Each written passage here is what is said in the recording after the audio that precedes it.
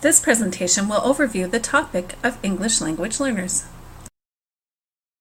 In this presentation, we will discuss statistics related to English language learners, key terms in the field of ELL, myths related to English language learners, as well as a summary of research findings. There has been a huge increase in the number of school-aged children who speak a language other than English at home. In 1980, 4.7 million students, which is roughly 10% of the population, fit into this category. In 2009, however, this number had risen to 11.2 million, or about 21% of the population. This is important to note because students who are classified as English language learners typically do not score as well on reading tests. Only about 30% of the students classified as English language learners were at a basic level. This is compared to the national average of 70% of students.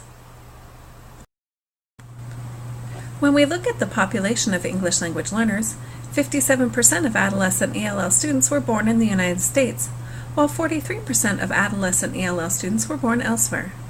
The population of English language learners is increasing in all states. This is relevant to the classroom because we know that students who are still learning English may struggle academically without proper instruction and support. There are several acronyms we use in relationship to students who are learning English. ELL stands for English Language Learner. This term is mainly used in the United States to describe kindergarten through 12th grade students who are learning English as a second language. The acronym ESL represents English as a second language. This term used to be used to designate ELL students. Now this term increasingly refers to a program of instruction designed to support the students who are learning English as a second language. ELP represents Limited English Proficiency. This term is used by the U.S. Department of Education to refer to English language learners who lack sufficient mastery of English to meet state standards.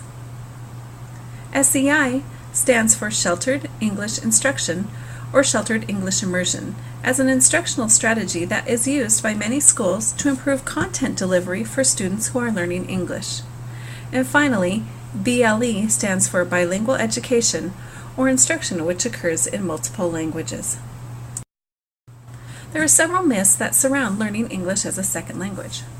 First of all, some people think that learning two languages during early childhood years will overwhelm, confuse, or delay the acquisition of English.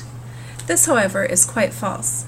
We know that development of two languages benefits the brain, and students who know two languages experience long-term cognitive, cultural, and economic advantages. Another myth that is perpetuated by many states is that total English immersion is the best way for a young English language learner to acquire English. This too is false. Children who do not continue to participate in experiences and instruction in their original language often lose the ability to speak this first language. This can cause communication problems with families. Additionally, students who lose their first language often experience depressed academic achievement in English. However, systematic instruction in both languages benefits children and strengthens both languages. It is often thought that because children are young, it is easy for them to learn a second language. However, any language is challenging to learn at any age. While some children do seem to more easily learn language, there are many factors that influence language learning.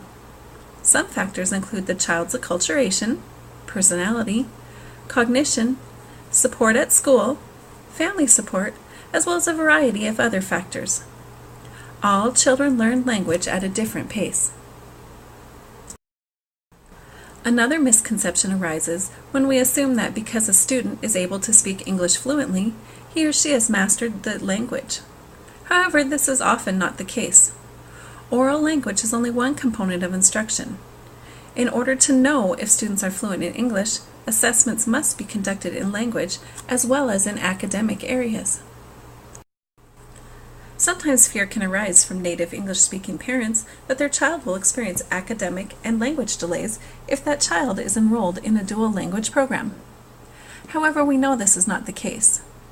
Dual language programs offer the opportunity for children to make gains in both languages.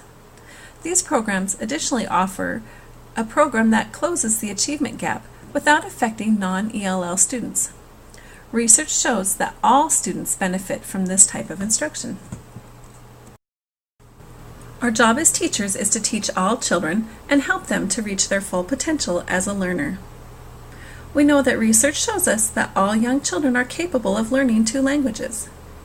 Young ELL students require systematic support for development of the home language.